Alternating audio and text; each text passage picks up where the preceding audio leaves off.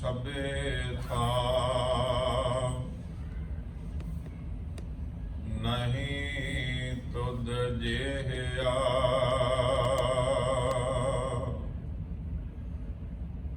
बदो पुरख विधाते तू सोहया वसदी सगन अपार अनूप रामदासपुर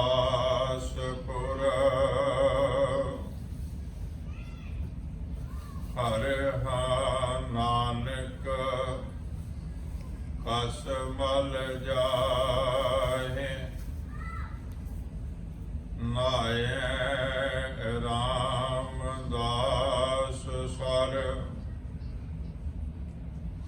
हर नानक कसमल जाहे नायक रामदास सर।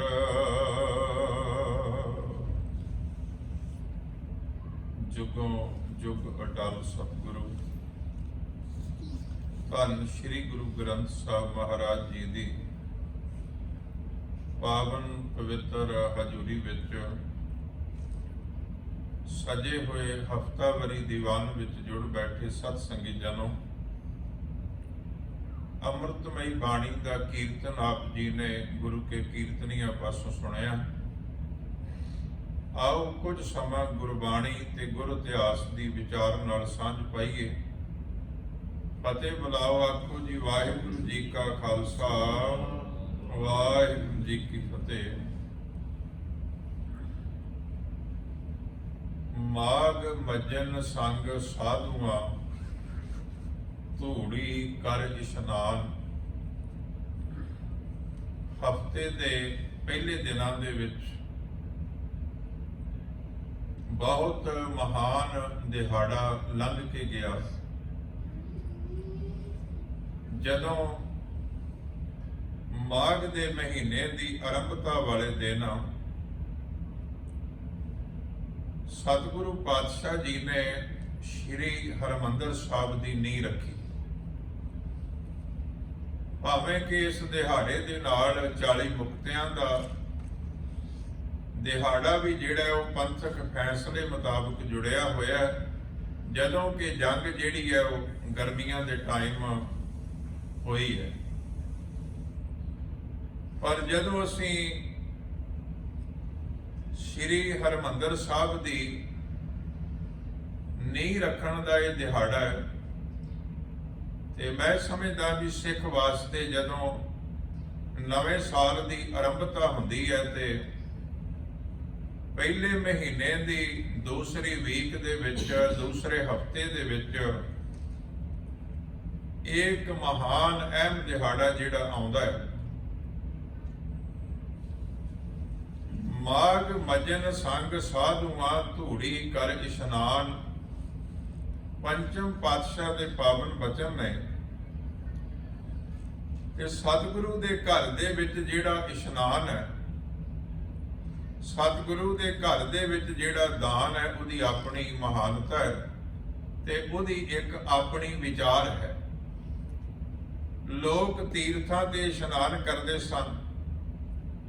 गुरमत ने आख्या कि बाहर तो नहाउण दे नाल इशनान करन दे नाल तन पवित्र हुंदा है, तन उजला हुंदा है, पर जदों कोई मन दे तीर्थ ते इशनान करदा है ते तां इहदा मन पवित्र हुंदा है। सतगुरु जी ने साडे सामने इन्हां दोवां पक्षां नूं रखिया। जदों श्री दरबार साहिब असीं जाने आ, सब तो पहला असीं पौड़ियां उतरदे हां ते सरोवर दे विच शरीर दा इशनान करदे हां। उस तो बाद विच असीं श्री हरमंदर साहिब जा करके ते गुरु का शब्द सुनते हैं। कीर्तन रूप दे विच वो मन का इशनान। ਸਤਿਗੁਰੂ ਜੀ ਨੇ ਬਖਸ਼ਿਸ਼ ਕੀਤੀ। ਸਾਹਿਬ ਕਹਿੰਦੇ ਕਰ ਇਸ਼ਨਾਨ ਸਿਮਰ ਪ੍ਰਭ ਆਪਣਾ ਮਨ ਤਨ ਭਏ ਅਰੋਗਾ। ਪਹਿਲਾਂ ਬਾਹਰੀ ਤੌਰ ਤੇ ਸਰੀਰ ਦਾ ਇਸ਼ਨਾਨ ਹੈ, ਜਿਹਦੇ ਨਾਲ ਤਨ ਜਿਹੜਾ ਹੈ ਉਹ ਤੇਰਾ ਤਾਜ਼ਾ ਹੋ ਸਕੇ। ਪਰ ਨਾਲ ਸਤਿਗੁਰ ਕਹਿੰਦੇ ਨੇ ਕਿ ਸਿਮਰ ਪ੍ਰਭ ਆਪਣਾ, ਪਰਮਾਤਮਾ ਨੂੰ ਸਿਮਰ, ਤੇਰੇ ਮਨ ਦਾ ਇਸ਼ਨਾਨ ਹੋ ਜਾਏ। ਤੇ ਮਨ ਤਨ ਭਏ ਅਰੋਗਾ, ਤੇਰਾ ਮਨ ਵੀ ਅਰੋਗ ਹੋ ਜਾਵੇ, ਤੇਰਾ ਤਨ ਵੀ ਅਰੋਗ ਹੋ ਜਾਵੇ। ਇਹ ਗੁਰਮਤਿ ਦਾ ਇਸ਼ਨਾਨ ਹੈ। ਜਦੋਂ ਅਸੀਂ ਗੁਰਬਾਣੀ ਦੇ ਵਿੱਚੋਂ ਦੇਖਦੇ ਹਾਂ ਤੇ ਗੁਰੂ ਅਰਜਨ ਸਾਹਿਬ ਦਾ ਹੀ ਸਾਨੂੰ ਵਾਕ ਪ੍ਰਾਪਤ ਹੁੰਦਾ ਹੈ। ਸਾਹਿਬ ਕਹਿੰਦੇ ਨੇ ਕਿ ਅਵਸਰ ਹਰਿ ਜਪ ਗੁਣ ਰਮਣ, ਕੋਟ ਤੀਰਥ ਇਸ਼ਨਾਨ, ਕੋਟ ਮਜਨ ਇਸ਼ਨਾਨ, ਰਸਨਾ ਉਚਰੈ ਗੁਣਵਤੀ ਕੋਏ ਨਾ ਪੁੱਜੈ ਦਾਨ।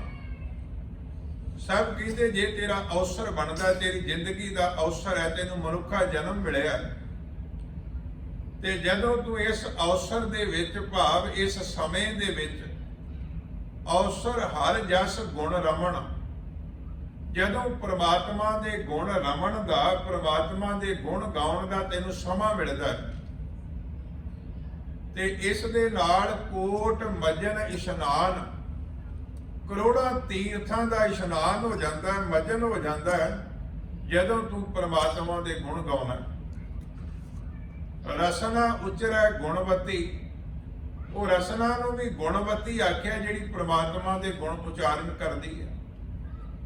ਇਹ ਸਭ ਕਹਿੰਦੇ ਨੇ ਕੋਏ ਨਾ ਪੁੱਜੈ ਦਾਨ, ਇਹਦੇ ਬਰਾਬਰ ਹੋਰ ਕੋਈ ਦਾਨ ਨਹੀਂ ਪੁੱਜ ਸਕਦਾ। ਰਸਨਾ ਦੇ ਨਾਲ ਪ੍ਰਮਾਤਮਾ ਦੇ ਗੁਣ ਗਾਉਣ ਵਾਲਾ ਜਿਹੜਾ ਦਾਨ ਹੈ, ਜਿਹੜਾ ਇਸ਼ਨਾਨ। ਸਤਿਗੁਰੂ ਗੁਰੂ ਨਾਨਕ ਸਾਹਿਬ ਨੇ ਵੀ ਫਰਮਾਇਆ ਕਿ ਅੰਤਰਗਤ ਤੀਰਥ ਮਲ ਨਾਓ। ਅੰਤਰਗਤ ਤੀਰਥ ਹੈ, ਅੰਦਰ ਤੀਰਥ ਹੈ, ਅੰਦਰ ਮਨ ਦਾ ਇਸ਼ਨਾਨ ਕਰਾਉਣਾ ਹੈ, ਤੇ ਉਹ ਪ੍ਰਮਾਤਮਾ ਦੇ ਗੁਣ ਗਾ ਕੇ ਉਹਦਾ ਇਸ਼ਨਾਨ ਹੁੰਦਾ ਹੈ। ਤੇ ਇਹੋ ਹੀ ਗੁਰਮਤਿ ਦਾ ਦਾਨ ਹੈ, ਤੇ ਇਹੋ ਹੀ ਗੁਰਮਤਿ ਦਾ ਇਸ਼ਨਾਨ ਹੈ। ਜਦੋਂ ਅਸੀਂ ਪੜ੍ਹਦੇ ਹਾਂ ਮਾਘ ਮੱਜਨ ਸੰਗ ਸਾਧੂਆਂ, ਧੂੜੀ ਕਰ ਇਸ਼ਨਾਨ, ਹਰਿ ਕਾ ਨਾਮ ਧਿਆਏ ਸੋਣਾ, ਸਭਨਾ ਨੂੰ ਕਰਦਾ। ਪ੍ਰਮਾਤਮਾ ਦੇ ਨਾਮ ਨੂੰ ਧਿਆ, ਪ੍ਰਮਾਤਮਾ ਦੇ ਨਾਮ ਨੂੰ ਸੁਣ, ਤੇ ਇਸੇ ਦਾ ਹੀ ਫਿਰ ਅੱਗੇ ਦਾਨ ਕਰ। ਉਂਝ ਲੋੜਵੰਦਾਂ ਦੀ ਮਦਦ ਕਰਨੀ ਗੁਰਸਿੱਖੀ ਦਾ ਮਹਾਨ ਸੁਨਹਿਰੀ ਅਸੂਲ ਹੈ, ਵੰਡ ਕੇ ਛਕਣਾ। ਗੁਰਸਿੱਖੀ ਦੇ ਵਿੱਚ ਕਨਸੈਪਟ ਜਿਹੜਾ ਉਹ ਦਾਨ ਦਾ ਨਹੀਂ ਹੈ, ਉਹ ਦਸਵੰਧ ਦਾ ਹੈ। ਆਪਾਂ ਬਹੁਤ ਵਾਰੀ ਬੇਨਤੀ ਕਰਦੇ ਹਾਂ, ਪਰ ਮੈਂ ਬੇਨਤੀ ਕਰਨ ਲੱਗਾ ਵੀ ਇਹ ਮਹਾਨ ਦਿਹਾੜੇ ਤੇ ਗੁਰੂ ਅਰਜਨ ਸਾਹਿਬ ਸੱਚੇ ਪਾਤਸ਼ਾਹ ਨੇ ਸ਼੍ਰੀ ਹਰਿਮੰਦਰ ਸਾਹਿਬ ਦੀ ਨੀਂਹ ਰੱਖੀ ਹੈ 1 ਮਾਘ 1645 ਬਿਕਰਮੀ। ਤੇ ਜਦੋਂ ਅਸੀਂ ਈਸਵੀ ਸਨ ਦੇਖਦੇ ਹਾਂ, ਜਿਵੇਂ ਅੱਜ 2021 ਚੱਲ ਰਿਹਾ, ਤੇ ਈਸਵੀ ਸਨ ਦੇ ਮੁਤਾਬਕ 1588 ਨੂੰ 1 ਮਾਘ ਵਾਲੇ ਦਿਨ ਗੁਰੂ ਅਰਜਨ ਸਾਹਿਬ ਮਹਾਰਾਜ ਸੱਚੇ ਪਾਤਸ਼ਾਹ ਨੇ ਸ਼੍ਰੀ ਹਰਿਮੰਦਰ ਸਾਹਿਬ ਦੀ ਨੀਂਹ ਰੱਖੀ ਹੈ। ਗੁਰਬਾਣੀ ਦੇ ਵਿੱਚੋਂ ਜਦੋਂ ਅਸੀਂ ਹਰਿਮੰਦਰ ਦੀ ਵਿਚਾਰ ਪੜ੍ਹਦੇ ਹਾਂ, ਆਪਾਂ ਪਹਿਲਾਂ ਥੋੜਾ ਜਿਹਾ ਪੱਖ ਗੁਰਬਾਣੀ ਚੋਂ ਲਵਾਂਗੇ, ਫਿਰ ਆਪਾਂ ਇਤਿਹਾਸ ਦੀ ਗੱਲ ਕਰਾਂਗੇ। ਸਤਿਗੁਰੂ ਗੁਰੂ ਨਾਨਕ ਸੱਚੇ ਪਾਤਸ਼ਾਹ ਨੇ ਸਭ ਤੋਂ ਪਹਿਲਾਂ ਗੁਰੂ ਗ੍ਰੰਥ ਸਾਹਿਬ ਦੇ ਅੰਦਰ ਜਦੋਂ ਹਰਿਮੰਦਰ ਲਫ਼ਜ਼ ਵਰਤਿਆ, ਤੇ ਸਤਿਗੁਰੂ ਪਾਤਸ਼ਾਹ ਉਸ ਪ੍ਰਮਾਤਮਾ ਨੂੰ ਹਰਿਮੰਦਰ ਕਹਿੰਦੇ ਨੇ। ਕਹਿਣ ਲੱਗੇ, ਪ੍ਰਮਾਤਮਾ ਤੂੰ ਹਰੀ ਦਾ ਮੰਦਰ ਹੈ, ਤੇਰੇ ਨਾਲ ਜੁੜਨਾ, ਹਰੀ ਦੇ ਮੰਦਰ ਵਿੱਚ ਪ੍ਰਵੇਸ਼ ਕਰਨਾ। ਪ੍ਰਭ ਹਰਿਮੰਦਰ ਸੋਹਣਾ, ਤਿਸ ਮਹਿ ਮਾਣਕ ਲਾਲ, ਮੋਤੀ ਹੀਰਾ ਨਿਰਮਲਾ, ਕੰਚਨ ਕੋਟ ਰਿਸਾਲ, ਬਿਨ ਪੌੜੀ ਗੜ ਕਿਉਂ ਚੜੋ, ਗੁਰ ਹਰਿ ਧਿਆਨ ਨਿਹਾਲ। ਸ਼੍ਰੀ ਰਾਗ ਗੁਰੂ ਗ੍ਰੰਥ ਸਾਹਿਬ ਦਾ ਪਹਿਲਾ ਰਾਗ, ਔਰ ਸ਼੍ਰੀ ਰਾਗ ਮਹੱਲਾ ਪਹਿਲਾ, ਭਾਵ ਗੁਰੂ ਨਾਨਕ ਸਾਹਿਬ ਸੱਚੇ ਪਾਤਸ਼ਾਹ ਦਾ ਬਚਨ। ਸਭ ਕਹਿੰਦੇ ਨੇ ਅਕਾਲ ਪੁਰਖ ਪ੍ਰਮਾਤਮਾ ਤੋਂ ਬਹੁਤ ਸੋਹਣਾ ਇੱਕ ਹਰਿਮੰਦਰ ਹੈ। ਪ੍ਰਭ ਹਰਿਮੰਦਰ ਸੋਹਣਾ, ਤਿਸ ਮਹਿ ਮਾਣਕ ਲਾਲ, ਜਿਹਦੇ ਵਿੱਚ ਮਾਣਕ ਨੇ, ਲਾਲ ਨੇ, ਕੀਮਤੀ। ਤੇ ਅਕਾਲ ਪੁਰਖ ਵਾਹਿਗੁਰੂ ਜੀ ਤੇਰੇ ਮੰਦਰ ਦੇ ਵਿੱਚ ਹੋਰ ਜਿਹੜੀਆਂ ਦਾਤਾਂ ਨੇ, ਮੋਤੀ ਹੀਰਾ ਨਿਰਮਲਾ ਕੰਚਨ ਕੋਟ ਰਿਸਾਲ, ਇਹਦੇ ਵਿੱਚ ਮੋਤੀ ਨੇ, ਇਹਦੇ ਵਿੱਚ ਕੰਚਨ ਭਾਵ ਸੋਨਾ ਜੜਿਆ ਹੋਇਆ, ਤੇ ਸੋਨੇ ਦੇ ਮਾਨੋ ਕਿਲੇ ਨੇ ਤੇਰੇ ਇਸ ਮੰਦਰ ਦੇ ਆਲੇ ਦੁਆਲੇ ਰੱਖਿਆ ਵਾਸਤੇ। ਇੱਕ ਕਿਲੇ, ਇੱਕ ਬਿੰਬ ਸਿਰਜਿਆ ਗੁਰੂ ਸਾਹਿਬ ਨੇ ਅਕਾਲ ਪੁਰਖ ਵਾਹਿਗੁਰੂ ਦੀ ਵਡਿਆਈ ਦਾ। ਮੋਤੀ ਹੀਰਾ ਨਿਰਮਲਾ ਕੰਚਨ ਕੋਟ ਰਸਾਲ, ਤੇ ਸਭ ਕਹਿੰਦੇ ਬਿਨ ਪੌੜੀ ਗੜ ਕਿਉਂ ਚੜੋ। ਪਰਮਾਤਮਾ ਜਿਹੜਾ ਤੇਰਾ ਹਰਮੰਦਰ ਹੈ, ਜਿਹਦੇ ਆਲੇ ਦੁਆਲੇ ਕੰਚਨ ਦੇ ਹੀਰੇ ਮੋਤੀਆਂ ਦੇ ਕਿਲੇ ਨੇ, ਮੈਂ ਇਸ ਹਰਮੰਦਰ ਦੀਆਂ ਪੌੜੀਆਂ ਕਿਵੇਂ ਚੜ ਸਕਦਾ? ਬਿਨ ਪੌੜੀ ਗੜ ਕਿਉਂ ਚੜੋ। ਗੜ ਦਾ ਅਰਥ ਨਹੀਂ ਹੁੰਦਾ ਕਿਲਾ। ਸਭ ਕਹਿੰਦੇ ਵੀ ਪੌੜੀ ਤੋਂ ਬਿਨਾਂ ਮੈਂ ਕਿਵੇਂ ਕਿਲੇ ਵਿੱਚ ਜਾ ਸਕਦਾ? ਤੇ ਗੁਰ ਹਰ ਧਿਆਨ ਨਿਹਾਲ, ਸਭ ਕਹਿੰਦੇ ਮੈਂ ਜੇ ਗੁਰੂ ਦੇ ਚਰਨਾਂ ਵਿੱਚ ਸੁਰਤ ਜੋੜਦਾ, ਭਾਵ ਸ਼ਬਦ ਵਿੱਚ ਸੁਰਤ ਜੋੜਦਾ ਤੇ ਮੈਨੂੰ ਤੇਰੇ ਘਰ ਦਾ ਨਿਵਾਸ ਪ੍ਰਾਪਤ ਹੋ ਜਾਂਦਾ ਹੈ, ਮੈਂ ਤੇਰੇ ਹਰਮੰਦਰ ਦੇ ਵਿੱਚ ਦਾਖਲ ਹੋ ਜਾਂਦਾ। ਫਿਰ ਅਗਲੇ ਸ਼ਬਦ ਦੇ ਪਦ ਵਿੱਚ ਗੁਰੂ ਸਾਹਿਬ ਨੇ ਇੱਕ ਜੁਗਤੀ ਦੱਸੀ ਹੈ। ਸਭ ਕਹਿੰਦੇ ਨੇ ਗੁਰ ਪੌੜੀ ਬੇੜੀ ਗੁਰੂ, ਗੁਰ ਤੁਲਹਾ ਹਰ ਨਾਉ, ਗੁਰ ਸਰ ਸਾਗਰ ਬੋਹਿਥੋ, ਗੁਰ ਤੀਰਥ ਦਰਿਆਓ, ਜੇ ਤਿਸ ਭਾਵੈ ਉਜਲੀ ਸਤ ਸਰ ਨਹਾਵਣ ਜਾਓ। ਅਕਾਲ ਪੁਰਖ ਵਾਹਿਗੁਰੂ ਜੀ ਜਿਸ ਨੇ ਤੇਰੇ ਹਰਮੰਦਰ ਵਿੱਚ ਪਹੁੰਚਣਾ, ਭਾਵ ਤੇਰੇ ਘਰ ਵਿੱਚ ਜਾਣਾ ਹੈ, ਉਹਦੇ ਵਾਸਤੇ ਗੁਰੂ ਭਾਵ ਸ਼ਬਦ ਹੈ, ਗੁਰੂ ਦਾ ਸ਼ਬਦ ਹੈ, ਗੁਰੂ ਦਾ ਗਿਆਨ। ਗੁਰ ਪੌੜੀ ਬੇੜੀ ਗੁਰੂ, ਗੁਰੂ ਉਹਦੇ ਲਈ ਬੇੜੀ ਬਣੇਗਾ, ਗੁਰੂ ਉਹਦੇ ਲਈ ਪੌੜੀ ਬਣੇਗਾ, ਗੁਰੂ ਉਹਦੇ ਲਈ ਤੁਲਹਾ ਬਣੇਗਾ, ਭਾਵ ਗੁਰੂ ਦਾ ਸ਼ਬਦ ਤੇਰੇ ਇਸ ਹਰਮੰਦਰ ਤੱਕ, ਤੇਰੇ ਇਸ ਗੜ ਤੱਕ, ਭਾਵ ਤੇਰੇ ਘਰ ਤੱਕ ਗੁਰੂ ਦਾ ਸ਼ਬਦ ਪਹੁੰਚਾਉਂਦਾ ਹੈ। ਇਸ ਕਰਕੇ ਫਿਰ ਦੁਹਰਾਉਣਾ ਚਾਹੁੰਦਾ ਕਿ ਗੁਰ ਪੌੜੀ ਬੇੜੀ ਗੁਰੂ, ਗੁਰ ਤੁਲਹਾ ਹਰ ਨਾਉ, ਤੇ ਗੁਰ ਸਰ ਸਾਗਰ ਬੋਹਿਥੋ। ਗੁਰੂ ਸਮੁੰਦਰ ਹੈ, ਗੁਰੂ ਸਾਗਰ ਹੈ, ਗੁਰੂ ਬੋਹਿਥ ਭਾਵ ਜਹਾਜ਼ ਹੈ, ਗੁਰੂ ਇਸੇ ਜਹਾਜ਼ ਦਾ ਮਲਾਹ ਵੀ ਆਪ ਹੈ। ਗੁਰ ਸਰ ਸਾਗਰ ਬੋਹਿਥੋ, ਗੁਰ ਤੀਰਥ ਦਰਿਆਓ। ਸਭ ਕਹਿੰਦੇ ਜੇ ਤਿਸ ਭਾਵੈ ਉਜਲੀ, ਜੇ ਤੈਨੂੰ ਭਾ ਜਾਵੇ।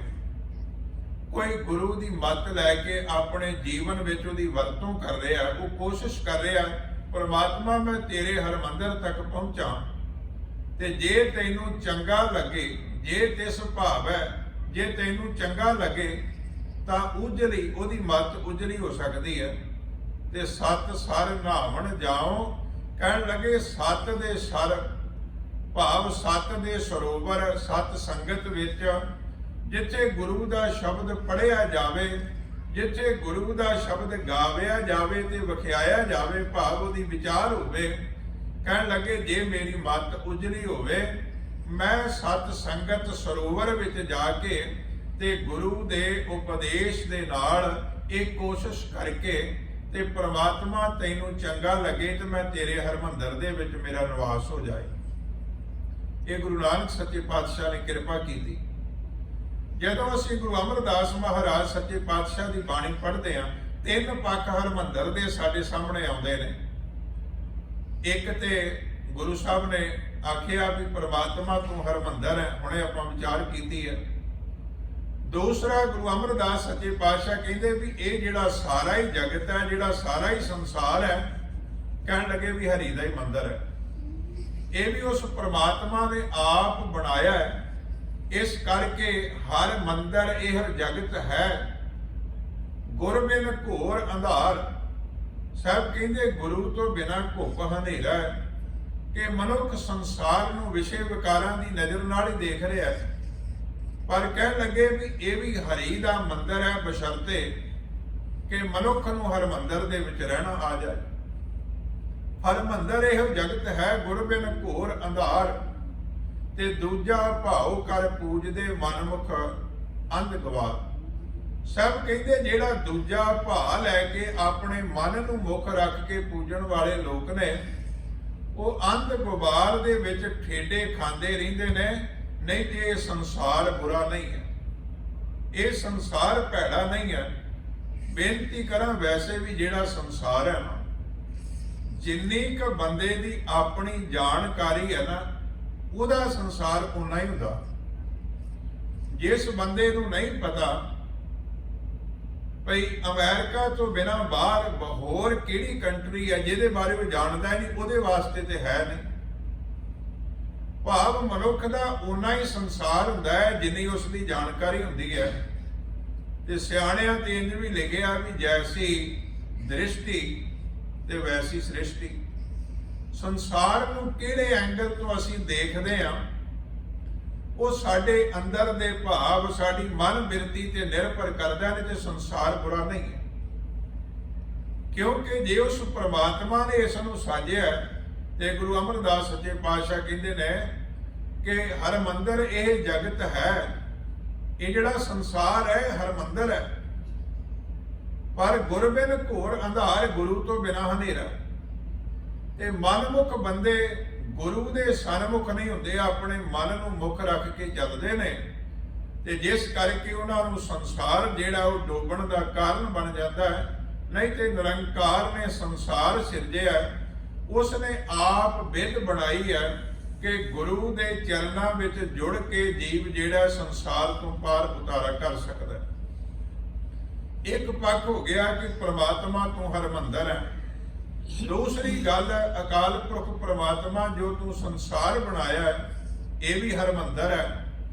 ਤੀਸਰੀ ਗੱਲ ਗੁਰੂ ਸਾਹਿਬ ਨੇ ਬਾਣੀ ਵਿੱਚ ਫਰਮਾਈ, ਸਾਹਿਬ ਜੀ ਆਖਣ ਲੱਗੇ ਹਰਮੰਦਰ ਇਹ ਸਰੀਰ ਹੈ, ਗਿਆਨ ਰਤਨ ਪ੍ਰਗਟ ਹੋਏ। ਕਹਿਣ ਲੱਗੇ ਆ ਜਿਹੜਾ ਤੇਰਾ ਸਰੀਰ ਹੈ ਨਾ, ਇਹ ਵੀ ਪ੍ਰਮਾਤਮਾ ਦਾ, ਹਰੀ ਦਾ ਮੰਦਰ ਹੈ। ਪ੍ਰਮਾਤਮਾ ਇਹਦੇ ਵਿੱਚ ਵਸਦਾ ਹੈ। ਘਟ ਘਟ ਮੈਂ ਹਰ ਜੂ ਵਸੈ, ਸੰਤਨ ਕਹਿਓ ਪੁਕਾਰ। ਪ੍ਰਮਾਤਮਾ ਇਹਦੇ ਵਿੱਚ ਵਸਦਾ ਹੈ। ਬੇਨਤੀ ਕਰਾਂ, ਜਿਸ ਨੂੰ ਵੀ ਰੱਬ ਮਿਲਿਆ, ਜਿਸ ਨੂੰ ਵੀ ਪ੍ਰਮਾਤਮਾ ਦਾ ਪਿਆਰ ਪ੍ਰਾਪਤ ਹੋਇਆ ਨਾ, ਉਸ ਨੇ ਕੁਝ ਬਾਹਰੋਂ ਨਹੀਂ ਲਿਆ। ਜਦੋਂ ਪ੍ਰਮਾਤਮਾ ਪ੍ਰਗਟ ਹੋਇਆ, ਉਹਦੇ ਅੰਦਰੋਂ ਹੀ ਪ੍ਰਗਟ ਹੋਇਆ। ਇਹਦਾ ਮਤਲਬ ਇਹ ਵੀ ਅੰਦਰ ਹੈ ਸੀ ਤਾਂ ਹੀ ਪ੍ਰਗਟ ਹੋਇਆ। ਗੁਰਬਾਣੀ ਵਿੱਚ ਤੇ ਗੁਰੂ ਪਾਤਸ਼ਾਹ ਨੇ ਕਿਰਪਾ ਕੀਤੀ ਹੈ। ਸੱਚੇ ਪਾਤਸ਼ਾਹ ਕਹਿੰਦੇ ਨੇ, ਕਹਿਣ ਲੱਗੇ ਵੀ ਜਿਹੜਾ ਬੰਦਾ ਬਾਹਰ ਢੂੰਡੇਗਾ, ਜਿਹੜਾ ਬੰਦਾ ਬਾਹਰ ਲੱਭੇਗਾ, ਉਹ ਠੋਕਰਾਂ ਖਾਏਗਾ। ਜਦੋਂ ਅੰਦਰ ਆਤਮੇ ਉਸ ਮਾਲਕ ਵਾਹਿਗੁਰੂ ਜੀ ਦੀ ਖੋਜ ਕਰੇਗਾ ਤੇ ਉਸ ਨੂੰ ਸ਼ੁਭ ਗੁਣਾਂ ਦੀ ਪ੍ਰਾਪਤੀ ਹੋਏਗੀ। ਮਤ ਵਿੱਚ ਰਤਨ ਜਵਾਹਰ ਮਾਣਕ, ਜੇ ਇੱਕ ਗੁਰ ਕੀ ਸਿੱਖ ਸੁਣੀ। ਜਦੋਂ ਗੁਰੂ ਦੀ ਸਿੱਖਿਆ ਸੁਣ ਲਈ, ਗੁਰੂ ਦਾ ਉਪਦੇਸ਼ ਸੁਣ ਲਿਆ, ਇਸੇ ਹੀ ਮਤ ਵਿੱਚੋਂ ਜਵਾਹਰ ਮਾਣਕ ਰੂਪੀ ਸ਼ੁਭ ਗੁਣ ਪ੍ਰਗਟ ਹੋ ਜਾਂਦੇ ਨੇ। ਇਸੇ ਹੀ ਹਿਰਦੇ ਦੇ ਵਿੱਚੋਂ ਪ੍ਰਮਾਤਮਾ ਪ੍ਰਗਟ ਹੋ ਜਾਂਦਾ, ਜਿਹੜਾ ਹਰ ਸਮੇਂ ਹਰ ਇੱਕ ਦੇ ਅੰਦਰ ਵਸਦਾ ਹੈ। ਇਸ ਕਰਕੇ ਗੁਰੂ ਸਾਹਿਬ ਨੇ ਪਾਵਨ ਬਾਣੀ ਦੇ ਵਿੱਚ ਆਖਿਆ ਕਿ ਸਭ ਕਿਛ ਘਰ ਮੈਂ ਬਾਹਰ ਨਾਹੀ, ਬਾਹਰ ਟੋਲਾ ਸੋ ਭਰਮ ਭੁਲਾਹੀ। ਸਭ ਕਹਿੰਦੇ ਨੇ ਜਿਹੜਾ ਬਾਹਰ ਟੋਲਦਾ ਉਹ ਤੇ ਭਰਮ ਦੇ ਵਿੱਚ ਭੁੱਲਾ ਹੋਇਆ। ਤੀਸਰਾ ਪੱਖ ਹੈ ਵੀ ਗੁਰੂ ਪਾਤਸ਼ਾਹ ਕਹਿੰਦੇ ਵੀ ਸਰੀਰ ਜਿਹੜਾ ਉਹ ਹਰਮੰਦਰ ਹੈ। ਪਰ ਕੀ ਕਾਰਨ ਹੈ ਕਿ ਹਰਮੰਦਰ ਸਾਹਿਬ ਦੇ ਵਿੱਚ ਮਨਾਹੀ ਹੈ ਵੀ ਮਨੁੱਖ ਨਸ਼ਾ ਨਾ ਕਰੇ। ਹਰਮੰਦਰ ਸਾਹਿਬ ਦੇ ਵਿੱਚ ਮਨਾਹੀ ਹੈ ਕਿ ਮਨੁੱਖ ਜਿਹੜਾ ਹੈ ਉਹ ਕੋਈ ਵਿਵਰਜਿਤ ਚੀਜ਼ ਲੈ ਕੇ ਉੱਥੇ ਨਾ ਜਾਵੇ। ਇੱਥੋਂ ਤੱਕ ਹਰਮੰਦਰ ਸਾਹਿਬ ਦੇ ਵਿੱਚ ਮਨਾਹੀ ਹੈ ਵੀ ਅਸੀਂ ਭਾਵਨਾ ਨਾਲ ਜਾਈਏ, ਸਾਡੇ ਅੰਦਰ ਬੁਰੇ ਖਿਆਲ ਨਾ ਪੈਦਾ ਹੋਣ।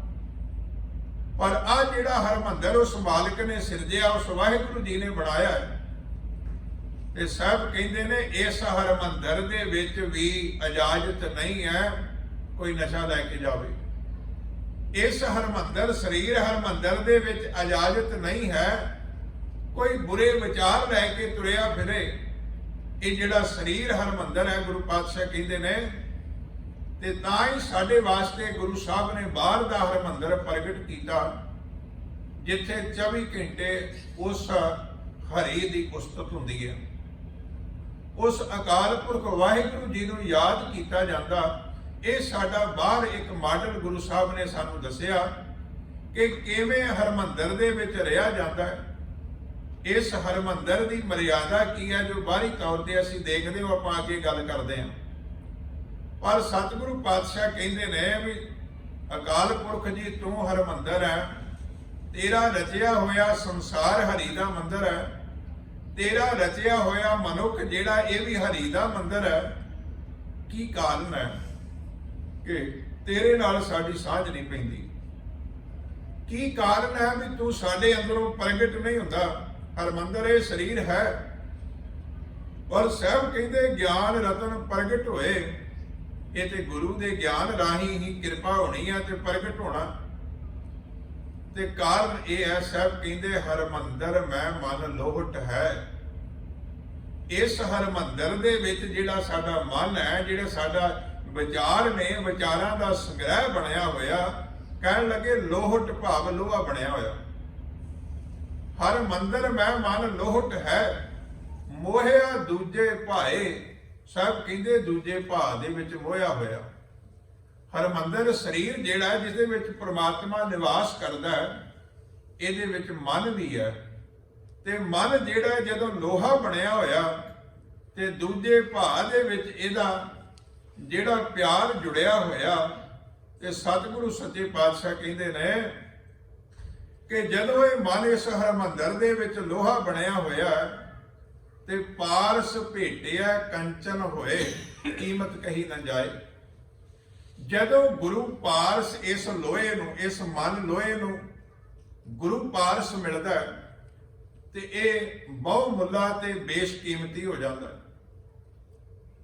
ਪਾਰਸ ਭੇਟਿਆ ਕੰਚਨ ਹੋਏ, ਇਹ ਪਾਰਸ ਜਦੋਂ ਗੁਰੂ ਪਾਰਸ ਮਿਲਦਾ ਹੈ ਤੇ ਮਨ ਲੋਹਾ ਜਿਹੜਾ ਹੈ ਇਹ ਕੰਚਨ ਹੋ ਜਾਂਦਾ ਹੈ, ਸੋਨੇ ਵਰਗਾ ਹੋ ਜਾਂਦਾ ਹੈ।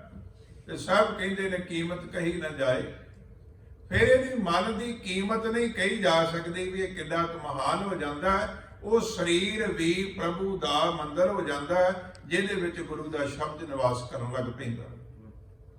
ਸਾਹਿਬ ਨੇ ਤੇ ਕਿਰਪਾ ਕੀਤੀ, ਗੁਰੂ ਅਮਰਦਾਸ ਕਹਿਣ ਲੱਗੇ ਹਰਮੰਦਰ ਸੋਈ ਆਖੀ ਹੈ ਜਿੱਥੋਂ ਹਰ ਜਾਤਾ। ਸਰੀਰ ਹਰਮੰਦਰ ਦੀ ਗੱਲ ਕਰਦੇ ਆ, ਮੈਂ ਅਜੇ ਬਾਹਰਲੇ ਹਰਮੰਦਰ ਦੀ ਗੱਲ ਕਰਨੀ ਹੈ। ਆਪਾਂ ਗੁਰਬਾਣੀ ਵਿੱਚੋਂ ਅਧਿਆਤਮਿਕ ਪੱਖ ਜਿਹੜਾ ਉਹਦੀ ਵਿਚਾਰ ਹਰਮੰਦਰ ਦੇ ਸੰਬੰਧ ਵਿੱਚ ਕਰ ਰਹੇ ਹਾਂ। ਸਭ ਕਹਿੰਦੇ ਹਰਮੰਦਰ ਸੋਈ ਆਖੀ ਹੈ ਜਿੱਥੋਂ ਹਰ ਜਾਤਾ, ਮਾਨਸ ਦੇ ਗੁਰ ਬਚਨੀ ਪਾਇਆ ਸਭ ਆਤਮ ਰਾਮ ਪਛਾਤਾ, ਬਾਹਰ ਮੂਲ ਨਾ ਖੋਜੀਐ।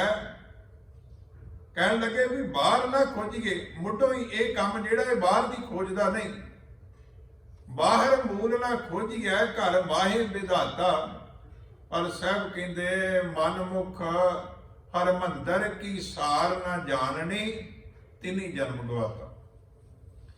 ਮਨ ਦੇ ਪਿੱਛੇ ਤੁਰਨ ਵਾਲੇ ਮਨੁੱਖ ਜਿਹੜੇ ਨੇ ਉਹ ਹਰਮੰਦਰ ਦੀ ਸਾਰ ਨਹੀਂ ਜਾਣਦੇ ਵੀ ਮੇਰਾ ਸਰੀਰ ਵੀ ਉਸ ਮਾਲਕ ਨੇ ਆਪਣੇ ਰਹਿਣ ਦਾ ਘਰ ਬਣਾਇਆ, ਉਸ ਹਰੀ ਨੇ ਆਪਣਾ ਮੰਦਰ ਬਣਾਇਆ ਤੇ ਉਹ ਹਰੀ ਮੇਰੇ ਵਿੱਚ ਰਹਿੰਦਾ। ਜਿਸ ਦਿਨ ਇਹ ਅਹਿਸਾਸ ਹੋਵੇ ਕਿ ਪ੍ਰਮਾਤਮਾ ਮੇਰੇ ਵਿੱਚ ਰਹਿੰਦਾ, ਮੈਂ ਪ੍ਰਮਾਤਮਾ ਵਿੱਚ ਰਹਿੰਦਾ, ਬੇਨਤੀ ਕਰਾਂ ਕੋਈ ਵੀ ਕਰਮ ਕਰਨ ਲੱਗਿਆ ਸੰਸਾਰ ਵਿੱਚੋਂ ਭਾਵੇਂ ਕੋਈ ਵੀ ਨਾ ਵੇਖਦਾ ਹੋਵੇ, ਪਰ ਇਹ ਚੇਤਾ ਆ ਜਾਏ ਵੀ ਰੱਬ ਜੀ ਜਿਹੜਾ ਅੰਦਰ ਬੈਠਾ ਹੈ ਉਹ ਤੇ ਵੇਖਦਾ ਹੀ ਹੈ ਨਾ। ਉਸੇ ਦਿਨ ਜੀਵਨ ਸੁਧਰਨਾ ਸ਼ੁਰੂ ਹੋ ਜਾਂਦਾ ਹੈ, ਉਸੇ ਦਿਨ ਅਵਗੁਣ ਮੁੱਕਣੇ ਸ਼ੁਰੂ ਹੋ ਜਾਂਦੇ ਨੇ, ਉਸੇ ਦਿਨ ਵਿਕਾਰ ਘਟਦੇ ਘਟਦੇ ਖਤਮ ਹੋ ਜਾਂਦੇ ਨੇ। ਜਿਸ ਦਿਨ ਇਹ ਅਹਿਸਾਸ ਹੋ ਜਾਂਦਾ ਹੈ ਕਿ ਉਹ ਸੋ ਸਤਿਗੁਰ ਪਿਆਰਾ ਮੇਰੇ ਨਾਲ ਹੈ, ਜਿੱਥੇ ਕਿੱਥੇ ਮੈਨੂੰ ਲਈ ਛਡਾਈ, ਜਾਂ ਗੁਰ ਮੇਰਾ ਸੰਗ ਸਦਾ ਹੈ ਨਾਲੇ, ਸਿਮਰ ਸਿਮਰ ਤਿਸ ਸਦਾ ਸੰਭਾਲੇ। ਜਦੋਂ ਇਹ ਪਤਾ ਲੱਗਦਾ ਹੈ ਪ੍ਰਮਾਤਮਾ ਮੇਰੇ ਅੰਦਰ ਹੈ, ਹਰ ਟਾਈਮ ਮੇਰੇ ਨਾਲ ਹੈ। ਭਗਤ ਜਨਾਂ ਤੇ ਇੱਥੋਂ ਤੱਕ ਆਖਿਆ ਵੀ ਕਹਿ ਰਵਿਦਾਸ ਹਾਥ ਪੈ ਨੇਰਾ, ਸਹਿਜੇ ਹੋਏ ਸੋ ਹੋਈ। ਭਗਤ ਰਵਿਦਾਸ ਕਹਿੰਦੇ, ਕਹਿਣ ਲੱਗੇ ਪ੍ਰਮਾਤਮਾ ਤੇ ਮੇਰੇ ਹੱਥ ਨਾਲੋਂ ਵੀ ਮੇਰੇ ਨੇੜੇ। ਜਦੋਂ ਕਿ ਸਰੀਰ ਦੇ ਨਾਲ, ਸਰੀਰ ਦੇ ਅੰਗ ਨੇ, ਹੱਥ ਸਰੀਰ ਨਾਲ ਜੁੜਿਆ ਹੋਇਆ, ਪਰ ਭਗਤ ਰਵਿਦਾਸ ਕਹਿੰਦੇ ਨੇ ਵੀ ਜਿੱਥੇ ਮੇਰਾ ਹੱਥ ਪਹੁੰਚਣ ਲੱਗਿਆ, ਜਿੰਨਾ ਕਿ ਟਾਈਮ ਲਾਉਂਦਾ ਹੈ ਰੱਬ ਉਹਦੇ ਨਾਲੋਂ ਵੀ ਪਹਿਲਾਂ ਪਹੁੰਚ ਸਕਦਾ, ਕਿਉਂਕਿ ਉਹ ਇਹਨਾਂ ਨਾਲ ਹੈ, ਇਹਨਾਂ ਓਤ ਪੋਤ ਹੈ, ਇਹਨਾਂ ਨੇੜੇ ਹੈ। ਪਰ ਸਾਹਿਬ ਕਹਿੰਦੇ ਨੇ ਮੁਸ਼ਕਲ ਇਹ ਹੈ ਕਿ ਮਨਮੁਖ ਹਰ ਮੰਦਰ ਨਾ ਜਾਣਨੀ, ਤਿੰਨੀ ਜਨਮ ਗਵਾਤਾ। ਮਨਮੁਖਾਂ ਨੇ ਹਰ ਮੰਦਰ ਨੂੰ ਜਾਣਿਆ ਨਹੀਂ, ਇਸ ਕਰਕੇ ਉਹਨਾਂ ਨੇ ਆਪਣਾ ਜਨਮ ਗਵਾ ਲਿਆ। ਗੁਰੂ ਨੇ ਉਪਕਾਰ ਕੀਤਾ, ਸਾਨੂੰ ਬਾਹਰੀ ਤੌਰ ਤੇ ਹਰਮੰਦਰ ਦੀ ਦਾਤ ਬਖਸ਼ੀ। ਸਮਝ ਆ ਜਾਏ ਹਰਮੰਦਰ ਦੇ ਵਿੱਚ ਰਹਿਣਾ ਕਿਵੇਂ ਆ, ਹਰਮੰਦਰ ਦੇ ਵਿੱਚ ਜਾਣਾ ਕਿਵੇਂ ਆ, ਹਰਮੰਦਰ ਦੇ ਵਿੱਚ ਜਾ ਕੇ ਕਰਨਾ ਕੀ ਹੈ, ਹਰਮੰਦਰ ਦੇ ਵਿੱਚ ਜਾ ਕੇ ਕਿਵੇਂ ਟਿਕ ਕੇ ਬੈਠਣਾ ਤੇ ਸੁਣਨਾ ਹੈ, ਇਹ ਸਾਰਾ ਕੁਝ ਬਾਹਰ ਸਾਨੂੰ ਗੁਰੂ ਸਾਹਿਬ ਨੇ ਪ੍ਰਗਟ ਕੀਤਾ। ਬੇਨਤੀ ਕਰਾਂ, ਇਹ ਅੰਮ੍ਰਿਤਸਰ ਸਾਹਿਬ, ਇਹ ਹਰਮੰਦਰ ਸਾਹਿਬ ਉਹ ਪਾਵਨ ਸਥਾਨ ਹੈ ਜਿੱਥੇ ਆਪਣੇ ਸਮੇਂ ਦੇ ਵਿੱਚ ਗੁਰੂ ਨਾਨਕ ਵੀ ਪਹਿਲੀ ਉਦਾਸੀ ਦੇ ਸਮੇਂ ਇਸ ਰਸਤੇ ਤੋਂ ਲੰਘੇ ਨੇ। ਕੁਝ ਇਤਿਹਾਸਕਾਰ ਕਹਿੰਦੇ ਵੀ ਭਾਈ ਮਰਦਾਨਾ ਨਾਲ ਸੀ, ਇੱਥੇ ਬਹਿ ਕੇ ਗੁਰੂ ਸਾਹਿਬ ਨੇ ਰੱਬ ਅਕਾਲ ਪੁਰਖ ਵਾਹਿਗੁਰੂ ਜੀ ਦਾ ਸ਼ਬਦ ਗਾਇਆ। ਗੁਰੂ ਨਾਨਕ ਦੇ ਚਰਨ ਪਏ ਨੇ ਇੱਥੇ। ਗੁਰੂ ਅੰਗਦ ਸਾਹਿਬ ਮਹਾਰਾਜ ਸੱਚੇ ਪਾਤਸ਼ਾਹ ਉਹ ਵੀ ਜਦੋਂ ਕਰਤਾਰਪੁਰ ਨੂੰ ਜਾਂਦੇ ਨੇ, ਉਹ ਕਰਤਾਰਪੁਰ ਜਿਹੜਾ ਪਾਕਿਸਤਾਨ 'ਚ ਰਹਿ ਗਿਆ, ਉਹ ਵੀ ਖਡੂਰ ਸਾਹਿਬ ਤੋਂ ਜਾਂਦੇ ਨੇ ਜਾਂ ਆਪਣੇ ਪਿੰਡ ਤੋਂ ਜਦੋਂ ਜਾਂਦੇ ਨੇ, ਗੁਰੂ ਅੰਗਦ ਸਾਹਿਬ ਦੇ ਚਰਨ ਵੀ ਇਸ ਪਾਵਨ ਧਰਤੀ ਤੇ ਪਏ ਨੇ। ਤੇ ਗੁਰੂ ਅਮਰਦਾਸ ਮਹਾਰਾਜ ਨੇ ਤੇ ਆਪ 700 ਅਕਬਰੀ ਟਕੇ ਦੇ ਕਰਕੇ ਤੇ 3 ਪਿੰਡਾਂ ਦੀ ਜ਼ਮੀਨ ਖਰੀਦੀ ਜਿੱਥੇ ਅੰਮ੍ਰਿਤਸਰ ਸਾਹਿਬ ਸ਼ਹਿਰ ਵਸਿਆ। ਗੁਰੂ ਅਮਰਦਾਸ ਮਹਾਰਾਜ ਦੇ ਹੁਕਮ ਨਾਲ ਗੁਰੂ ਰਾਮਦਾਸ ਜੀ ਨੇ ਸ਼ੁਰੂਆਤ ਤੇ ਹੋ ਗਈ। ਗੁਰੂ ਅਮਰਦਾਸ ਸੱਚੇ ਪਾਤਸ਼ਾਹ ਨੇ ਹੁਕਮ ਕੀਤਾ ਤੇ ਧੰਨ ਗੁਰੂ ਰਾਮਦਾਸ ਸੱਚੇ ਪਾਤਸ਼ਾਹ ਨੇ ਫਿਰ ਤਾਲ ਖੁਦਵਾਇਆ, ਜਿਹਨੂੰ ਅਸੀਂ ਰਾਮਦਾਸ ਸਰੋਵਰ ਕਹਿੰਦੇ ਆ। ਇਹ ਤਾਲ ਖੁਦਵਾਇਆ, ਪਰ ਗੁਰੂ ਰਾਮਦਾਸ ਦੇ ਕੋਲ ਆਪਣੀ ਜਿਹੜੀ ਸਰੀਰ ਦੀ ਹਯਾਤੀ ਸੀਗੀ, ਜਿਹੜੀ ਉਮਰਾ ਸੀ, ਉਹ ਥੋੜੀ ਸੀ। ਗੁਰੂ ਰਾਮਦਾਸ ਗੁਰਿਆਈ ਗੱਦੀ ਤੇ ਬਿਰਾਜਮਾਨ ਹੋਣ ਤੋਂ ਕੁਝ ਸਾਲ ਬਾਅਦ ਵਿੱਚ ਜੋਤੀ ਜੋਤ ਸਮਾ ਗਈ।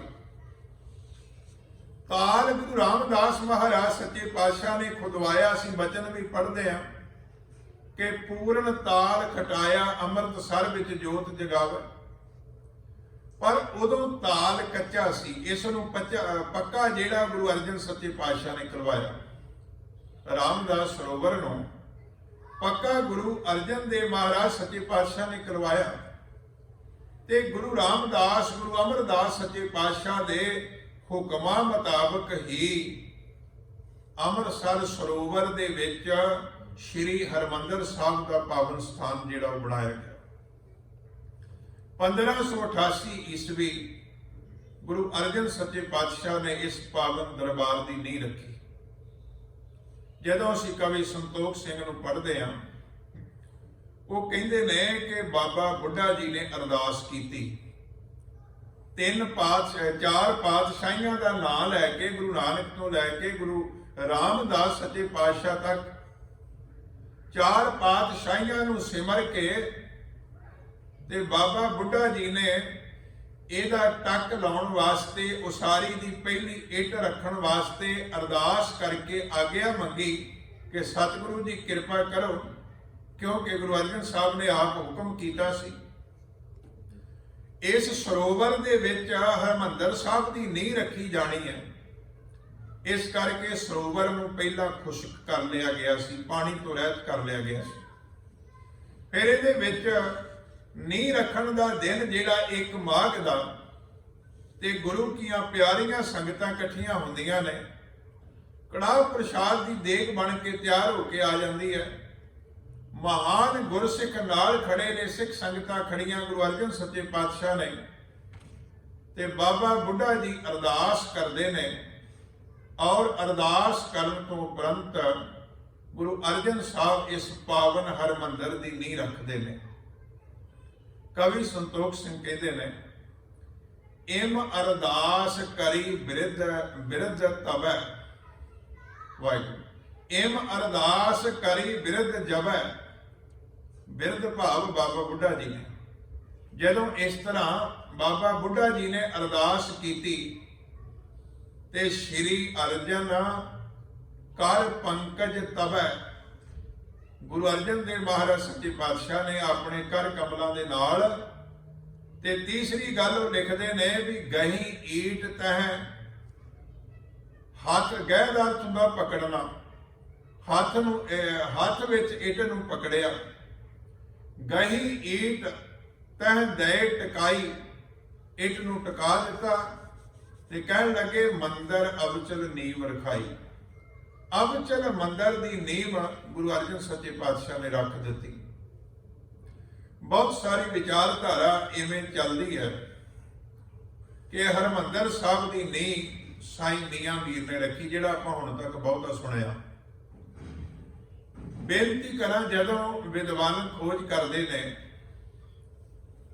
ਤੇ ਬੂਟੇ ਸ਼ਾਹ ਮੌਲਵੀ ਹੋਇਆ ਮੁਸਲਮਾਨ। ਕੈਪਟਨ ਮਰੇ ਨੇ ਸਿੱਖਾਂ ਦਾ ਇਤਿਹਾਸ ਉਸ ਕੋਲੋਂ ਲਿਖਵਾਉਣ ਵਾਸਤੇ ਉਹਨੂੰ ਆਖਿਆ ਤੇ ਖੋਜਕਾਰਾਂ ਲਿਖਿਆ ਵੀ ਸਭ ਤੋਂ ਪਹਿਲਾਂ ਬੂਟੇ ਸ਼ਾਹ ਮੌਲਵੀ ਨੇ ਇਹ ਲਿਖਿਆ ਸੀ ਵੀ ਸਾਈਂ ਮੀਆਂ ਮੀਰ ਨੇ ਨਹੀਂ ਰੱਖੀ ਹੈ।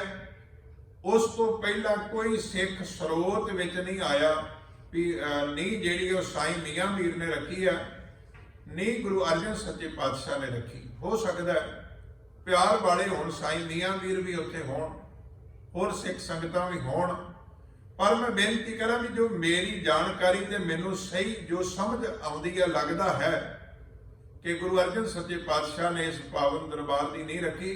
ਕਿਉਂਕਿ ਜਦੋਂ ਅਸੀਂ ਜਿੰਨੇ ਵੀ ਇਤਿਹਾਸਕ ਸਥਾਨ ਦੇਖਦੇ ਜਿਹੜੇ ਨਗਰ ਗੁਰੂਆਂ ਨੇ ਵਸਾਏ, ਚਾਹੇ ਕਰਤਾਰਪੁਰ ਵਸਾਇਆ, ਨੀਂਹ ਗੁਰੂ ਨਾਨਕ ਦੇਵ ਰੱਖਦੇ ਨੇ। ਖਡੂਰ ਸਾਹਿਬ ਵਸਿਆ, ਗੋਂਦਵਾਲ ਸਾਹਿਬ ਵਸਿਆ, ਨੀਂਹ ਗੁਰੂ ਅਮਰਦਾਸ ਮਹਾਰਾਜ ਰੱਖਦੇ ਨੇ। ਔਰ ਰਾਮਦਾਸਪੁਰਾ ਵਸਿਆ, ਜਿਹਨੂੰ ਅੱਜ ਸ੍ਰੀ ਅੰਮ੍ਰਿਤਸਰ ਸਾਹਿਬ ਕਹਿੰਦੇ ਆ, ਤੇ ਇਹਦੀ ਨੀਂਹ ਜਿਹੜੀ ਹੈ ਗੁਰੂ ਰਾਮਦਾਸ ਮਹਾਰਾਜ ਸੱਚੇ ਪਾਤਸ਼ਾਹ ਰੱਖਦੇ ਨੇ। ਤੇ ਇਸੇ ਤਰ੍ਹਾਂ ਜਦੋਂ ਹਰਿਮੰਦਰ ਸਾਹਿਬ ਦੀ ਨੀਂਹ ਗੁਰੂ ਅਰਜਨ ਦੇਵ ਮਹਾਰਾਜ ਸੱਚੇ ਪਾਤਸ਼ਾਹ ਨੇ ਰੱਖੀ, ਭਾਵੇਂ ਕਿ ਬਹੁਤਾ ਪ੍ਰਚਲਿਤ ਜਿਹੜਾ ਉਹ ਸਾਈਂ ਮੀਆਂ ਮੀਰ ਵਾਲਾ ਚੱਲਦਾ ਆ ਰਿਹਾ, ਬਹੁਤ ਸਾਰੇ ਇਤਿਹਾਸਕਾਰਾਂ ਨੇ ਉਸੇ ਤਰ੍ਹਾਂ ਲਿਖ ਦਿੱਤਾ। ਪਰ ਮੈਂ ਬੇਨਤੀ ਕਰਨੀ ਚਾਹੁੰਦਾ ਕਿ 1645 ਬਿਕਰਮੀ 1588 ਈਸਵੀ ਜਦੋਂ ਹਰਿਮੰਦਰ ਸਾਹਿਬ ਦੀ ਨੀਂਹ ਰੱਖੀ ਜਾਂਦੀ ਹੈ, ਉਸ ਤੋਂ 307 ਸਾਲ ਬਾਅਦ ਵਿੱਚ ਬੂਟੇ ਸ਼ਾਹ ਮੌਲਵੀ ਆਪਣੀ ਤਾਰੀਖੇ ਸਿੱਖਾਂ ਨਾਮ ਦੀ ਕਿਤਾਬ ਦੇ ਵਿੱਚ ਉਹ ਜ਼ਿਕਰ ਕਰਦਾ ਵੀ ਸਾਈਂ ਮੀਆਂ ਮੀਰ ਨੇ ਰੱਖੀ ਹੈ। ਉਸ ਤੋਂ ਪਹਿਲਾਂ ਕੋਈ ਇਤਿਹਾਸਕਾਰ, ਭਾਵੇਂ ਗੁਰ ਪ੍ਰਣਾਲੀਆਂ ਨੇ, ਬੰਸਾਵਲੀ ਨਾਮਾ ਹੈ ਜਾਂ ਹੋਰ ਵੱਖ-ਵੱਖ ਸਿੱਖ ਧਰਮ ਦੇ ਗ੍ਰੰਥ ਨੇ, ਕਿਸੇ ਦੇ ਵਿੱਚ ਕੋਈ ਜ਼ਿਕਰ ਨਹੀਂ ਹੈ ਵੀ ਕਿਸੇ ਹੋਰ ਬੰਦੇ ਨੇ ਨਹੀਂ ਰੱਖੀ ਹੈ। ਗੁਰੂ ਅਰਜਨ ਸੱਚੇ ਪਾਤਸ਼ਾਹ ਦੀ ਨੀਂਹ ਰੱਖਣ ਦਾ ਬਿਰਤਾਂਤ ਕਵੀ ਸੰਤੋਖ ਸਿੰਘ ਹੋਣਾ ਦਿੱਤਾ ਹੈ। ਸੋ ਗੁਰੂ ਪਾਤਸ਼ਾਹ ਕਿਰਪਾ ਕਰੇ ਇਹ ਵੀ ਕੁਝ ਵਿਚਾਰਾਂ ਜਿਹੜੀਆਂ ਨੇ ਸਾਡੇ ਸਾਹਮਣੇ ਪ੍ਰਗਟ ਹੋ ਕੇ ਤੇ ਸਾਰਾ ਕਲੀਅਰ ਹੋ ਜਾਏ, ਕਿਉਂਕਿ ਜਿਹਨੇ ਜਿੱਥੋਂ ਪੜ੍ਹਿਆ ਉਸ ਹਿਸਾਬ ਨਾਲ ਗੱਲ ਕਰਦਾ ਤੇ ਕਈ ਵਾਰੀ ਸੰਗਤ ਵਿੱਚ ਦੁਬਿਧਾ ਪੈਂਦੀ ਹੈ। ਜੋ ਮੇਰਾ ਪੱਖ ਹੈ, ਜੋ ਮੈਨੂੰ ਸਮਝ ਵਿੱਚ ਆਇਆ, ਮੈਂ ਤੁਹਾਡੇ ਸਾਹਮਣੇ ਰੱਖ ਦਿੱਤਾ ਵੀ ਉਹਦਾ ਕਾਰਨ ਇਹ ਹੈ। ਸਤਿਗੁਰੂ ਸੱਚੇ ਪਾਤਸ਼ਾਹ ਨੇ ਕਿਰਪਾ ਕੀਤੀ, ਅਬਚਲ ਨੀਂਵ ਧਰੀ ਗੁਰੂ ਨਾਨਕ ਨਿਤ ਨਿਤ ਚੜ੍ਹੈ ਸਵਾਈ। ਹਰਿਮੰਦਰ ਸਾਹਿਬ ਦੀ ਨੀਂਹ ਰੱਖੀ ਗਈ। ਹਰਿਮੰਦਰ ਸਾਹਿਬ ਦਾ ਜਿਹੜਾ ਸਟਰਕਚਰ ਹੈ, ਜਦੋਂ ਅਸੀਂ ਬਣਤਰ ਦੇਖਦੇ ਹਾਂ, ਹਰਿਮੰਦਰ ਸਾਹਿਬ ਦੀ ਜਿਹੜੀ ਨੀਂਹ ਹੈ, ਉਹ ਸਰੋਵਰ ਜਿਹੜਾ ਹੁਣ ਵਾਲਾ ਤਲ ਹੈ ਸਾਡਾ, ਉਸ ਤੋਂ 20 ਫੁੱਟ ਡੂੰਘੀ ਨੀਂਹ ਹੈ। ਜਿਹੜਾ ਸ੍ਰੀ ਹਰਿਮੰਦਰ ਸਾਹਿਬ ਦਾ ਜਿੰਨਾ ਰਕਬਾ ਹੈ, ਜਿੰਨੀ ਜਗ੍ਹਾ ਹੈ ਨਾ, 40 ਫੁੱਟ ਅੰਦਰ ਦਾ ਘੇਰਾ, ਜਿਹੜਾ ਅੰਦਰ ਜਿੱਥੇ ਕੀਰਤਨ ਹੁੰਦਾ, ਪ੍ਰਕਾਸ਼ ਹੁੰਦਾ, ਕੁਝ ਸੰਗਤ ਬੈਠਦੀ ਹੈ, ਉਹ 40 ਫੁੱਟ ਦਾ ਸਾਰਾ ਘੇਰਾ ਹੈ। ਤੇ ਹਰਿਮੰਦਰ ਸਾਹਿਬ ਦੇ ਬਾਹਰਲੇ ਪਾਸੇ 13 ਫੁੱਟ ਦੀ ਪਰਿਕਰਮਾ ਹੈ। ਇਹ ਸਾਰਾ ਜਿਹੜਾ ਸਰੋਵਰ ਦੇ ਵਿੱਚ ਹਰਿਮੰਦਰ ਸਾਹਿਬ ਦਾ ਰਕਬਾ ਬਣਦਾ ਹੈ ਨਾ, ਜਿਹੜਾ ਉਹ 66 ਫੁੱਟ ਬਣਦਾ ਹੈ। 13 ਫੁੱਟ ਪਰਿਕਰਮਾ ਹੈ ਬਾਹਰਲੇ ਵਾਲੇ ਪਾਸੇ, ਤੇ 40 ਫੁੱਟ ਦਾ ਅੰਦਰਲਾ ਥਾਂ ਹੈ ਜਿੱਥੇ ਪ੍ਰਕਾਸ਼ ਹੁੰਦਾ ਹੈ, ਕੀਰਤਨ ਹੁੰਦਾ ਹੈ ਤੇ ਕੁਝ ਸੰਗਤਾਂ ਬੈਠਦੀਆਂ ਨੇ। 20 ਫੁੱਟ ਡੂੰਘੀ ਨੀਂਹ ਇਸ ਪਾਵਨ ਹਰਿਮੰਦਰ ਸਾਹਿਬ ਦੀ ਗੁਰੂ ਸਾਹਿਬ ਨੇ ਰੱਖੀ ਹੈ। ਇਹ ਗੱਲ ਵੱਖਰੀ ਹੈ ਕਿ ਅਹਿਮਦ ਸ਼ਾਹ ਅਬਦਾਲੀ, ਜਹਾਨ ਖਾਨ ਜਰਨੈਲ ਨੇ ਬਰੂਦ ਦੇ ਪਲੀਤੇ ਰੱਖ ਕੇ ਤੇ ਹਰਿਮੰਦਰ ਸਾਹਿਬ ਨੂੰ ਉਡਾਇਆ ਵੀ ਸੀ। ਉਹ ਫਿਰ ਬਾਅਦ ਵਿੱਚ ਜੱਸਾ ਸਿੰਘਾਲੂ ਵਾਲੀਆਂ ਨੇ ਦੁਬਾਰੇ ਤੋਂ ਸਾਰੀ ਕਰਵਾਈ ਸੀ। ਪਰ ਆਪਾਂ ਜਦੋਂ ਪਹਿਲੀ ਵਾਰੀ ਹਰਿਮੰਦਰ ਸਾਹਿਬ ਦੀ ਨੀਂਹ ਰੱਖੀ ਗਈ ਉਸ ਇਤਿਹਾਸ ਦੀ ਗੱਲ ਕਰ ਰਹੇ ਹਾਂ, ਜਦੋਂ ਗੁਰੂ ਅਰਜਨ ਸੱਚੇ ਪਾਤਸ਼ਾਹ ਨੇ ਕਿਰਪਾ ਕੀਤੀ ਤੇ ਜਿਹੜੀ ਹਰਿਮੰਦਰ ਸਾਹਿਬ ਦੀ ਮਰਿਆਦਾ ਹੈ, ਬੇਨਤੀ ਕਰਾਂ ਹਰਿਮੰਦਰ ਸਾਹਿਬ ਪਹਿਲਾਂ ਤਿਆਰ ਕੀਤਾ ਗਿਆ, ਉਥੇ ਕੀਰਤਨ ਹੋ ਰਿਹਾ, ਪਰਮਾਤਮਾ ਦੀ ਸਿਫਤ ਸਲਾਹ ਹੋ ਰਹੀ ਹੈ, ਔਰ ਗੁਰੂ ਅਰਜਨ ਸਾਹਿਬ ਨੇ ਫਿਰ 1603 ਦੇ ਵਿੱਚ ਸ੍ਰੀ ਗੁਰੂ ਗ੍ਰੰਥ ਸਾਹਿਬ ਦੀ ਪਾਵਨ ਬੀੜ ਲਿਖਵਾਈ। 1604 ਤੱਕ ਬੀੜ ਮੁਕੰਮਲ ਹੋਈ ਤੇ ਇਸ ਪਾਵਨ ਹਰਿਮੰਦਰ ਦੇ ਵਿੱਚ ਫਿਰ ਗੁਰੂ ਗ੍ਰੰਥ ਸਾਹਿਬ ਵਾਲੀ ਪਹਿਲੀ ਜਿਹੜੀ ਬੀੜ ਹੈ ਗੁਰੂ ਗ੍ਰੰਥ ਸਾਹਿਬ ਦੀ, ਉਹਦਾ ਪ੍ਰਕਾਸ਼ ਕੀਤਾ ਗਿਆ। ਕਿਉਂਕਿ ਇਹ ਜਿਹੜਾ ਮੰਦਰ ਹੈ, ਹਰੀ ਦਾ ਮੰਦਰ ਹੈ, ਇਹਦੇ ਵਿੱਚ ਸ਼ਬਦ ਦਾ ਪ੍ਰਕਾਸ਼ ਹੋਇਆ। ਕੋਈ ਗੁਰੂ ਨਹੀਂ ਸਿੰਘਾਸਣ ਲਾ ਕੇ ਬੈਠਿਆ, ਕੋਈ ਗੁਰੂ ਨਹੀਂ ਉੱਥੇ ਉਸ ਰੂਪ ਵਿੱਚ ਤਖਤ ਲਾ ਕੇ ਬੈਠਿਆ। ਇੱਥੇ ਗੁਰਬਾਣੀ ਨੂੰ, ਗੁਰ ਸ਼ਬਦ ਨੂੰ, ਗ੍ਰੰਥ ਨੂੰ ਮੰਜੀ ਸਾਹਿਬ ਤੇ ਬਿਰਾਜਮਾਨ ਕਰਾਇਆ ਗਿਆ। ਇਹ ਮਹਾਨ ਦਾਤ ਹੈ। ਹਰਿਮੰਦਰ ਸਾਹਿਬ ਦੀ ਜਿਹੜੀ ਮਰਿਆਦਾ ਹੈ, 15 ਚੌਂਕੀਆਂ ਲੱਗਦੀਆਂ ਨੇ ਸਾਰੇ ਦਿਨ ਵਿੱਚ ਰਾਤ ਤੱਕ। ਹਰਿਮੰਦਰ ਸਾਹਿਬ ਦੇ ਅੰਦਰ ਜਿਹੜਾ ਕੀਰਤਨ ਹੁੰਦਾ ਹੈ, ਬੇਨਤੀ ਕਰਾਂ, ਇਹਨਾਂ ਦੇ ਬਕਾਇਦਾ ਚੌਂਕੀਆਂ ਦੇ ਨਾਮ ਨੇ ਤੇ ਸਿੱਖ ਇਤਿਹਾਸਕਾਰ ਲਿਖਦੇ ਨੇ ਵੀ ਪਹਿਲੀ ਚੌਂਕੀ ਨੂੰ ਪ੍ਰੇਮ ਦੀ ਚੌਂਕੀ ਕਹਿੰਦੇ ਆ, ਦੂਸਰੀ ਚੌਂਕੀ ਨੂੰ ਆਸਾ ਕੀ ਵਾਰ ਦੀ ਚੌਂਕੀ ਕਹਿੰਦੇ ਨੇ, ਫਿਰ ਚਰਨ ਕਮਲ ਦੀ ਚੌਂਕੀ, ਆਨੰਦ ਦੀ ਚੌਂਕੀ, ਇਸੇ ਤਰ੍ਹਾਂ ਬਿਲਾਵਲ ਦੀ ਚੌਂਕੀ, 15 ਚੌਂਕੀਆਂ ਲੱਗਦੀਆਂ ਨੇ।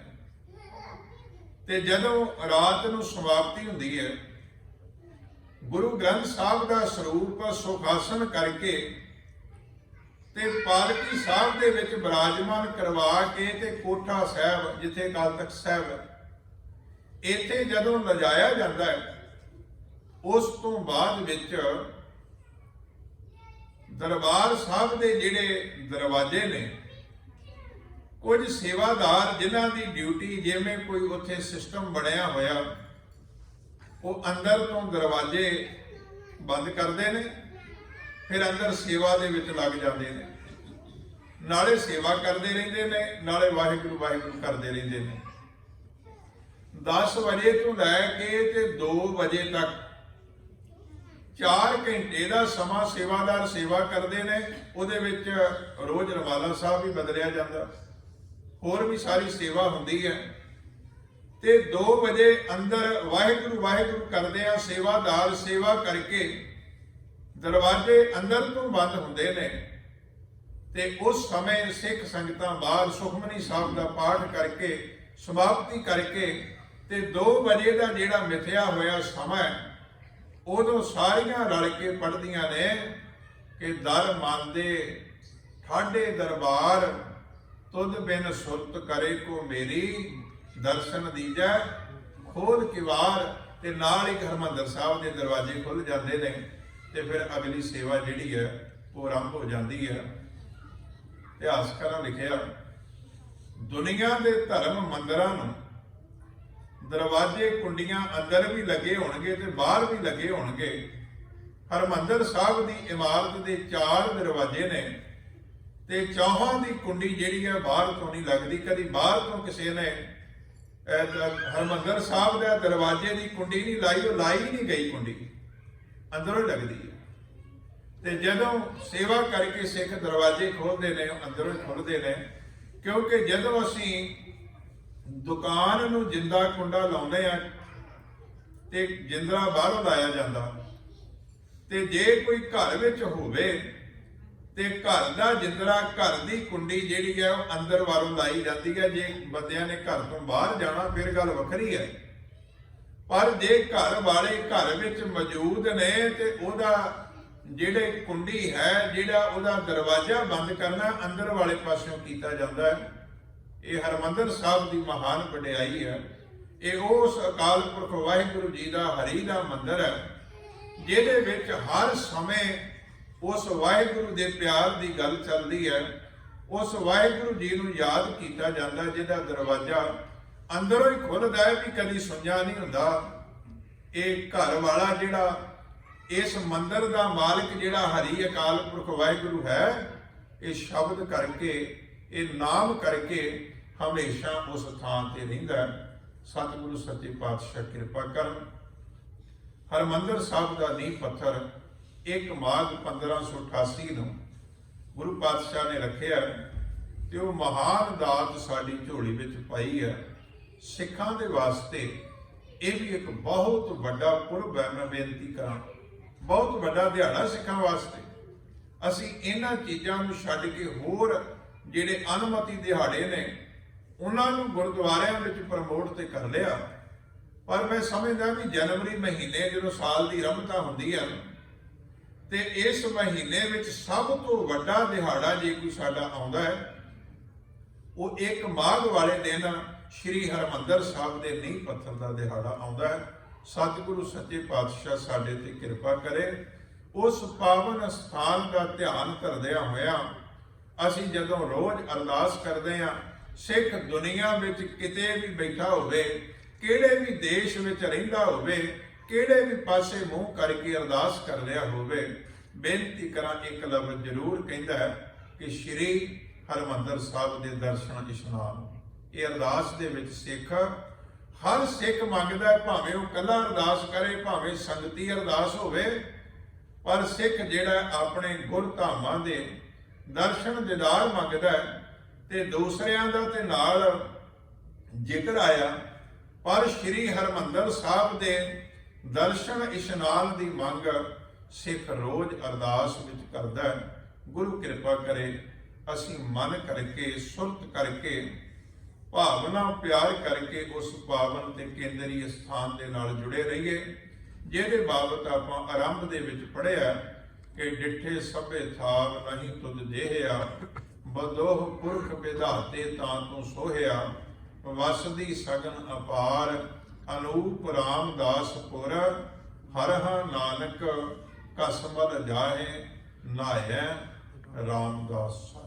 ਆਓ ਇਹਨੇ ਸ਼ਬਦ ਪ੍ਰਵਾਨ ਕਰਨੇ, ਵਿਚਾਰਾਂ ਕਰਦਿਆਂ ਹੋਈਆਂ ਭੁੱਲਾਂ ਚੁੱਕਾਂ ਦੀ ਖਿਮਾ ਕਰਨੀ। ਫਤਿਹ ਬੁਲਾਓ ਜੀ। ਵਾਹਿਗੁਰੂ ਜੀ ਕਾ ਖਾਲਸਾ, ਵਾਹਿਗੁਰੂ ਜੀ ਕੀ